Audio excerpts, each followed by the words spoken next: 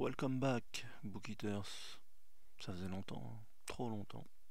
Et ben me revoilà pour vous parler de livres à gogo, pour vous restaurer, vous rassasier, vous remplir la panse de récits fantastiques. Et qu'est-ce que j'ai décidé de vous faire partager pour mon retour fracassant? Eh ben, je vais vous parler des Rois des Étoiles.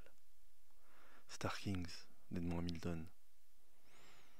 Euh, je suis le premier étonné en fait de parler de ce bouquin parce que je l'ai lu déjà 1000 fois et en fait là comme d'hab en farfouillant dans ma bibliothèque j'ai retrouvé un double qui était dedans en format intégral parce qu'en fait il y a deux romans qui suivent, Les Rois des Étoiles et Retour aux Étoiles, et je me suis dit attends, on va regoûter à Edmond, je suis sûr que c'est encore bon même si c'est super vieux.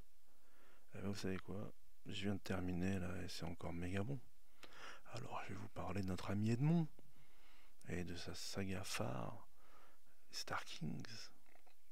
Vous êtes prêts pour voyager avec moi dans 200 000 ans, dans le futur, au cœur de la Voie lactée, dans l'empire galactique des Rois des Étoiles? Eh ben allons-y. Mais comme d'habitude, je vais vous parler un petit peu d'abord de l'auteur, notre ami Edmond Hamilton. Alors c'est qui Edmond Hamilton? Edmond Moore Hamilton, né le 21 octobre 1904 et mort le 1er février 1977. Alors il fait partie de la première vague des auteurs de SF américaine.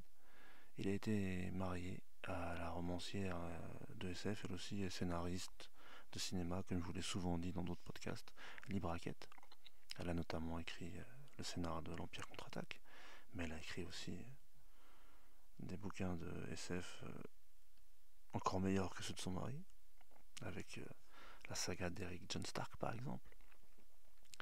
Et donc notre ami Edmond, il est né en 1904 et sa première nouvelle paraît en 1926, Le Dieu monstrueux de Mamurs. Et cette nouvelle-là, The Monster God of Mamurs, elle est disponible dans un Néo. Il n'y a qu'un seul Néo qui est dédié à Edmond Hamilton. Alors vous savez, Néo, c'est la fameuse collection mythique, nouvelle édition Oswald, où il y avait tous les auteurs de fous, justement, du début du siècle, tous les pulpsters comme notre ami Edmond. Il y avait Clark Ashton Smith, il y avait C.S. Lewis, il y avait Jack Williamson, il y avait H. Rider Haggard, il y avait Robert Howard. C'est les premiers à avoir publié Robert Howard en France. Et ils ont fait quand même un Edmond Hamilton, Le Dieu monstrueux de Mamurs.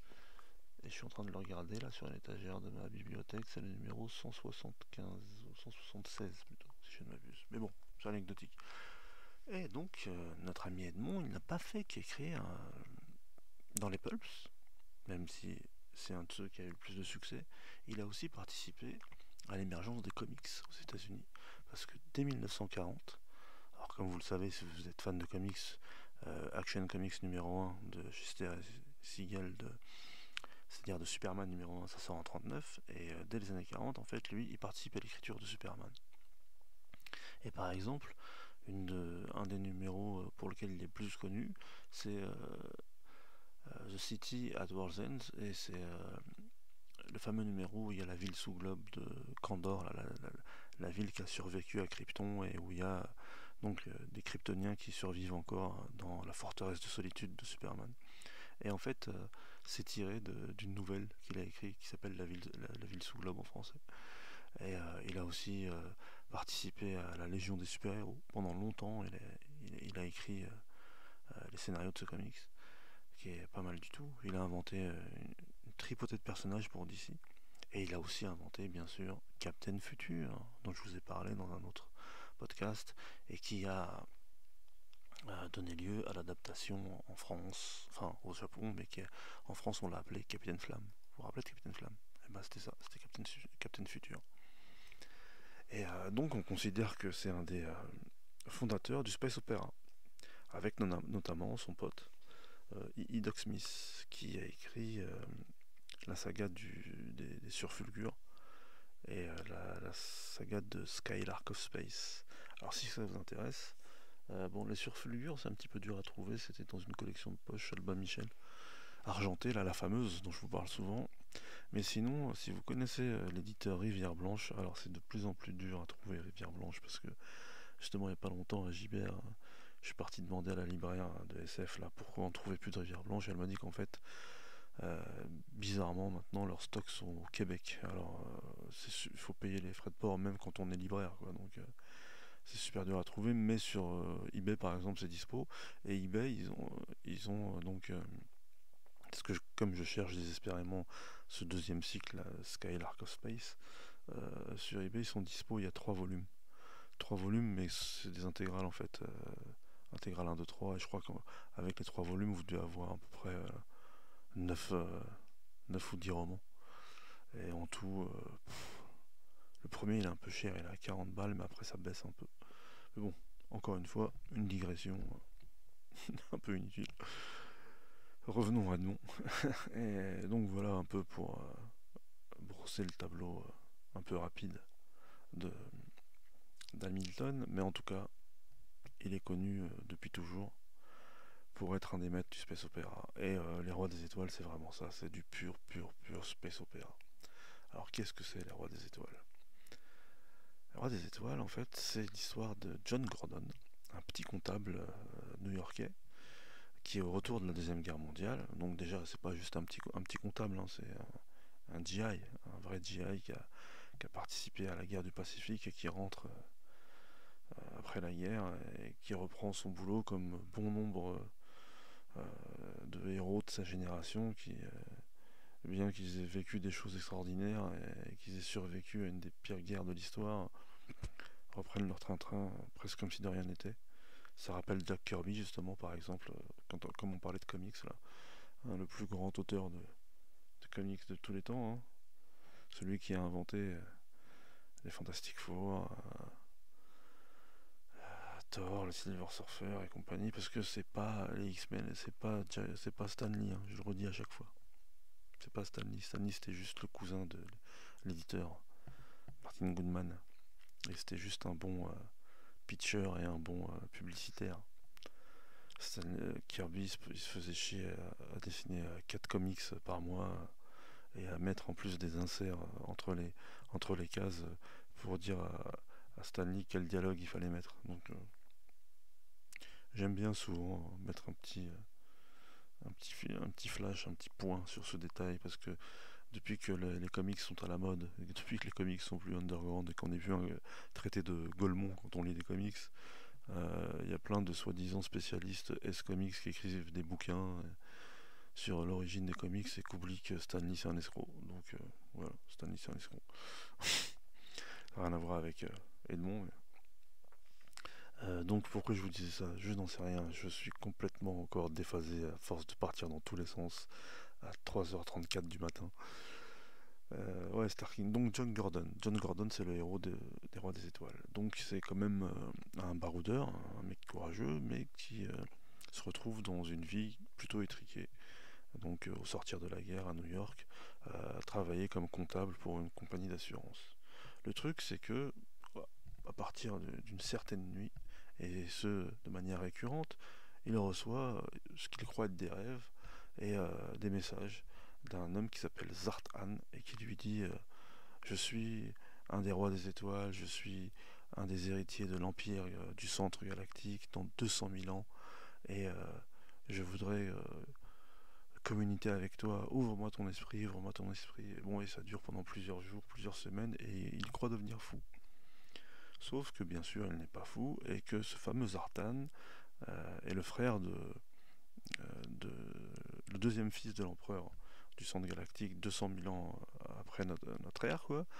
Et lui, comme il sait qu'il va pas hériter de la couronne, en gros, c'est devenu un savant, et un savant très doué, qui pour Marod de voyager à travers le temps, mais seulement par l'esprit.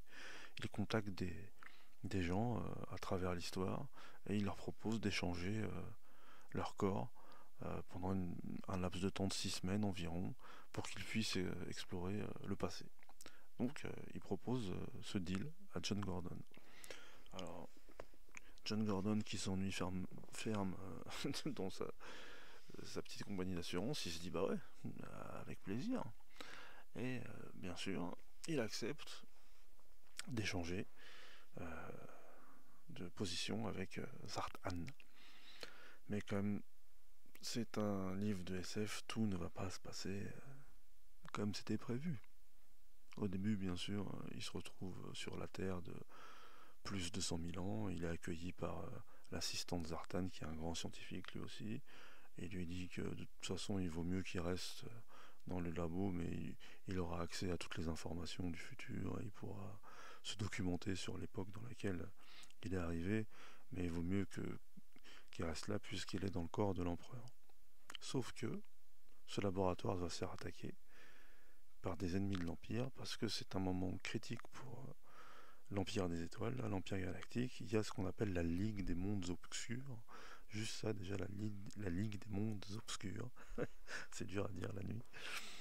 Et qui est dirigée par un certain Shorkan, un des meilleurs vilains de l'histoire de tous les romans de SF et tous les romans tout court. Et donc, eux, bien sûr, ils ne sont pas conscients qu'ils enlèvent quelqu'un d'autre, mais ils enlèvent donc le fils de l'empereur. Et donc tout va mal. Et ça commence comme ça. Et de péripétie en péripétie, peut-être que John Gordon va se révéler plus méritoire en fils d'empereur que le vrai fils d'empereur. Mais ça, je vais pas vous spoiler, n'est-ce pas? En tout cas, ce qui est cool, c'est que Edmond, comme je vous l'avais dit dans le podcast sur Captain Future, il a un don que tous ses contemporains là ont, que ce soit Robert Howard, que ce soit Edgar Rice Burroughs, que ce soit Doc Smith là ou Williamson, ils arrivent à vous emporter dès le début d'un roman et en plus de manière concise, c'est-à-dire que bien qu'il y ait des descriptions, bien, par exemple il est connu lui pour à chaque fois utiliser une espèce de, au cinéma on dirait un MacGuffin ou technologique en tout cas pour faire avancer l'histoire. Par exemple là dans Le Roi des Étoiles c'est le processus d'échange d'esprit et puis il y a une espèce d'arme absolue qu'il appelle le disrupteur.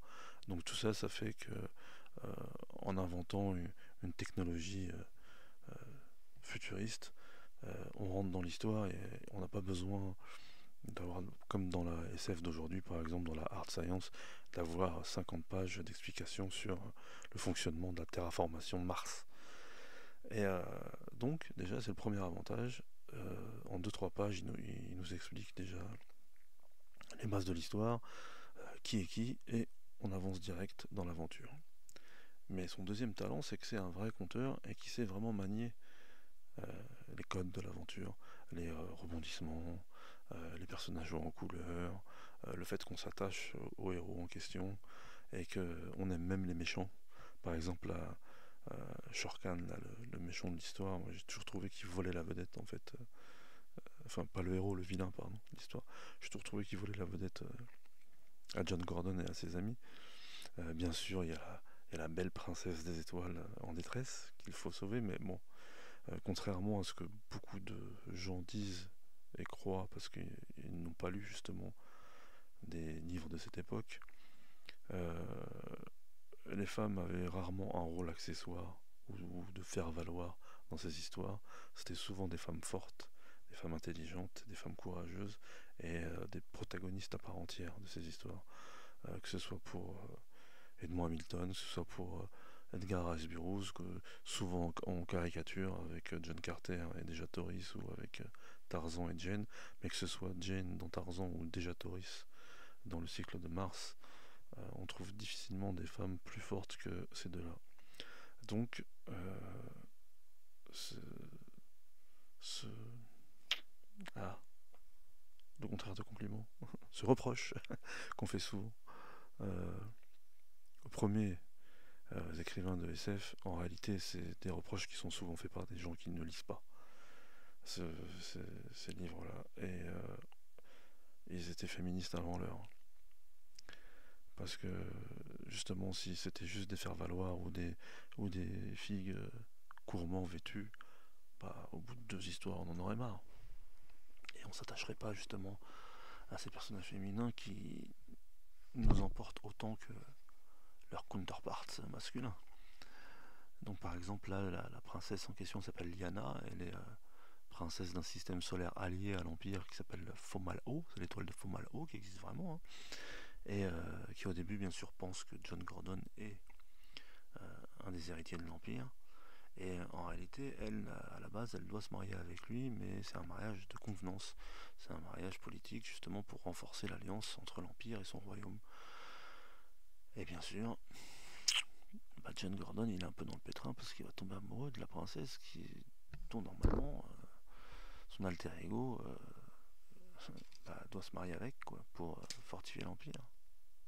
Là aussi je vous spoile pas, est-ce qu'il va craquer, est-ce qu'il va lui dire la vérité, est-ce qu'il va contenir son amour pour tenir sa parole envers Zartan? Autant de questions qu'il faudra résoudre en lisant le livre. Et donc pour en revenir au style même d'Edmond, ce que je trouve fort, parce que comme j'ai souvent parlé d'Edmond Hamilton dans mes podcasts, si vous faites partie des 2-3 auditeurs qui écoutent ce podcast, et comme je le dis souvent, moi j'ai commencé la science-fiction avec ces super-héros là, c'est Edmond Hamilton, Jack Williamson, Doc Smith, Edgar Rice Burroughs, et j'ai toujours pensé que j'ai été chanceux de commencer la SF avec eux. Alors bien sûr, avant j'avais lu genre Dune, ou ça n'a rien à voir, hein. J'avais lu, parce que quand on commence par ce qu'on nous conseille, on dit toujours qu'il faut lire les grands cycles, et moi j'étais très content de lire Dune, pardon, j'ai toujours estimé que c'était le plus grand cycle de SF de tous les temps, mais c'est un genre de SF différent. Là, c'est du pur fun. Et comme souvent, Edmond Hamilton, il est associé à ce qu'on appelle le sense of wonder, c'est-à-dire le sens du merveilleux. Et justement, ce que je dis souvent aussi, c'est qu'aujourd'hui, même s'il y a de très bons auteurs de SF, et je suis pas en train de jouer le vieux con en disant c'était mieux avant, hein, j'étais pas né en 1926, c'est juste que c'est dommage que ce sense of wonder ait un peu disparu, et qu'on trouve en fait que maintenant en fait le sense of wonder c'est juste de la naïveté, ou quelque chose d'assez plat, ou quelque chose qui évite d'avoir des histoires mieux construites. C'est pas vrai en fait. C'est pas vrai. C'est des histoires qui sont super bien construites, c'est des histoires qui sont intéressantes, c'est juste que il rajoute cette petite épice là justement de merveilleux qui fait que c'est en même temps du feel good reading. C'est ce qui nous fait rêver, surtout quand on est adolescent et qu'on est un peu jeune et qu'on aime ça. Après, en fait, c'est un virus qu'on attrape pour toute notre vie. Ça ne nous empêche pas de lire, entre guillemets, des livres plus sérieux ou plus épais. Mais par exemple, là, ça doit être la 5e fois ou la 6e fois que je le lis, ce bouquin, on va dire sur une période de 25 ans peut-être. Et ben, ça a encore marché. Ça a encore marché. J'ai été transporté. Ça fait super plaisir. Et ce qui est cool en fait aussi avec ce cycle-là, enfin un cycle, il n'y a que 2 romans. Donc le premier là, il avait paru en 46, 47, et le deuxième, Retour aux étoiles, c'est 20 ans plus tard en fait, c'est en 67. Et l'avantage justement d'être né aujourd'hui, quoi, c'est que nous on a toujours lu les deux d'affilée en fait. Et je me suis toujours dit, putain, ceux qui avaient lu le premier en 47 et qui ont attendu 20 ans. Alors bien sûr, hein, la fin du premier, c'est une vraie fin, mais bon, il y a quand même une petite porte ouverte qui fait qu'on se dit ah, j'aimerais bien qu'il y ait une suite. Et là, ce qui est cool, c'est qu'on a la suite tout de suite. Retour aux étoiles. Donc, je vous dis pas ce que c'est parce qu'il faut quand même avoir le plaisir de découvrir la fin déjà du premier et ensuite de rentrer dans le deuxième. Mais ce qui est fun justement avec le deuxième, c'est que bien que ça se passe dans le même univers, dans l'Empire galactique, en fait, comme il l'a écrit 20 ans après, il prend une direction totalement différente. Et dans le premier, par exemple, il nous explique que bon, maintenant c'est devenu un lieu commun, même dans les séries Star Wars, on parle de Outer Rim, là, ce qu'on appelle les marges de la galaxie ou les marches de l'Empire. Et bon, ça vient justement de ces bouquins-là, parce qu'à chaque fois qu'il y a un empire galactique, il y a toujours les marches. il y a toujours la bordure galactique qui est toujours moins contrôlée par le centre, justement, qui est toujours un peu rebelle, qui est toujours en train de résister aux forces de l'Empire. Il se passe toujours des trucs bizarres. Et ben, justement, dans le volume 2, c'est ce qui se passe. On est entraîné dans les mondes des marges. Et dans les mondes des marges, justement, ce qui est cool, c'est que c'est peuplé de vrais extraterrestres. Parce que dans le premier, on nous dit que dans l'Empire, il y a des humains et des non-humains, mais la part belle est faite aux humains, en fait. On distingue vite fait dans des corps expéditionnaires ou dans des équipages de vaisseaux deux, trois vrais non-humains, mais en gros, ils font pas partie de l'histoire. Mais dans le 2, en fait, ça se passe justement dans des mondes un peu sauvages. Des mondes où il y a des vrais extraterrestres, des non-humains, des mutants, des télépathes. Et donc, ça donne un aspect totalement différent à l'histoire que dans le premier volume. Et c'est fort parce qu'il nous dépayse. En même temps, on est dans le même cadre que dans le premier. En même temps, c'est une facette inédite et originale. Donc c'est en même temps de la SF, mais on pourrait peut-être dire que c'est un peu de la science fantasy ou je sais pas, des X-Men à l'avance, des mutations génétiques, des extraterrestres à pouvoir. Et en tout cas, notre ami Gordon, là, bah, il se retrouve dans le pétrin, encore une fois. Et donc voilà, que vous dire de plus à part de plonger dans les rois des étoiles. Et donc, comme je vous le dis, ce qui est cool, c'est que là, ce qui est disponible à l'achat, quoi, c'est un poche, un volume tout seul, avec les deux dedans. C'est chez J'ai lu. Ça a été réédité encore récemment. Et c'est sous le titre La Saga des Étoiles. C'est ni les rois des étoiles, ni Retour aux étoiles, c'est la saga des étoiles. Et si ça vous plaît vraiment, eh ben, il y a une friandise en plus. Parce que récemment, les éditions du Bélial ont édité une espèce d'omnibus des œuvres de sa femme, Aïdon Hamilton, Lee Brackett. Et je crois vous l'avoir expliqué dans un podcast précédent, mais je vais vous le redire. Euh, Justement, les éditions J'ai lu, pendant très longtemps, le directeur de collection, c'était quelqu'un qui s'appelait Jacques Sadoul. Et ça a été un des plus grands éditeurs en France, surtout dans le domaine de l'imaginaire. Et Jacques Sadoul, il connaissait personnellement les époux Brackett Hamilton, et comme il adorait cette saga des étoiles, pendant des années, en fait, il faisait un peu pression sur eux pour leur dire, bah quand même, vous devriez quand même faire un ultime épisode, et puis en plus, vous devriez marier vos deux univers, comme Brackett avait parmi tous ses écrits, un héros un peu mythique dans ses cycles, qui s'appelle Eric John Stark. Il y a deux ou trois cycles avec lui. Euh, Bah, il s'était dit, vous pourriez combiner les deux et faire un épisode ultime de, de la saga des étoiles. Et donc moi par exemple, comme plein d'autres, on entendait parler de ça. On entendait parler du fait que peut-être ils avaient écrit ensemble un troisième volume en fait du Roi des Étoiles et en plus un crossover en fait, un des premiers crossovers de SF. Et pendant longtemps, bah, on s'était dit ouais super, apparemment ça existe, mais on sait pas où c'est. Parce qu'en plus apparemment, vu que c'était Sadoul qui avait convaincu le couple, la France avait eu la primauté de l'édition. C'était paru en France avant les États-Unis. Mais peut-être que c'était paru dans un magazine genre fiction, peut-être dans un poche, parce que qui avait été sold out tout de suite, parce que j'avais jamais connu personne qui avait trouvé cette histoire, en français en tout cas, et personne qui pouvait me dire comment on pouvait se la procurer. Et là, dans ce volume-là de Libraquette, eh ben, c'est disponible. On a enfin cette fameuse histoire de Stark et les rois des étoiles. J'étais en train de regarder sur l'étagère comment ça s'appelait. Ça s'appelle Stark et les rois des étoiles. Donc c'est simple. Donc, mais je vous avoue que moi, je l'ai toujours pas lu. Alors que je suis un fan. Et comme là, je viens de finir le poche, là, que je viens de le poser, eh ben, je vais tout de suite, même s'il est 3h51 du matin, je vais tout de suite ouvrir Stark et le Roi des Étoiles, parce que j'ai trop envie, après toute une carrière de mangeur de livres de SF, de découvrir si le troisième est encore mieux que les deux autres, si ça tient ses promesses. Hmm. J'espère que après toutes ces... Enfin, je sais pas depuis combien de temps j'ai pas fait de podcast, une, 2 semaines en tout cas. J'espère que je vous ai manqué. J'espère que ça vous a plu. J'espère que j'ai pas ma voix soporifique de la nuit, parce que parfois je réécoute les podcasts et quand il est trop tard, je me dis putain, il y a personne qui va écouter, c'est pas possible. Même moi je m'ennuie.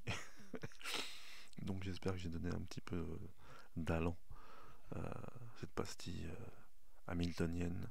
Et encore une fois, que ce soit la saga des étoiles, que ce soit Captain Future, que ce soit le loup des étoiles, que ce soit ces nouvelles chez Neo, que ce soit ces petits poches là qu'il a disséminés un peu partout là, chez toutes les maisons d'édition françaises, ou que ce soit ces comics qui sont trouvables, et qui ont été traduits. Lisez du Edmond Hamilton. Franchement, ça peut vous faire que du bien. Et lisez sa femme, lisez Libre Raquette, elle est meilleure que lui encore. Et si ça vous plaît, ce que je vous raconte la nuit, soyez cool, partagez le podcast, parlez-en, faites en sorte que ça prenne un peu d'ampleur. Comme ça, j'arrêterai d'en faire à 4h du mat, et j'en ferai avec une voix un peu plus enthousiaste à 2h de l'après-midi. Et comme ça, je pourrais peut-être demander des services de presse à des maisons d'édition. Parce que j'entends souvent, comme moi aussi j'écoute des podcasts, les podcasteurs dire ouais, j'ai reçu des services de presse et tout, et c'est vrai que ça coûte cher les livres. Donc si j'arrive à monter un petit peu dans la hiérarchie des podcasts, peut-être que je pourrais négocier des services de presse et vous faire encore plus de podcasts. Allez, à bientôt les mangeurs de livres.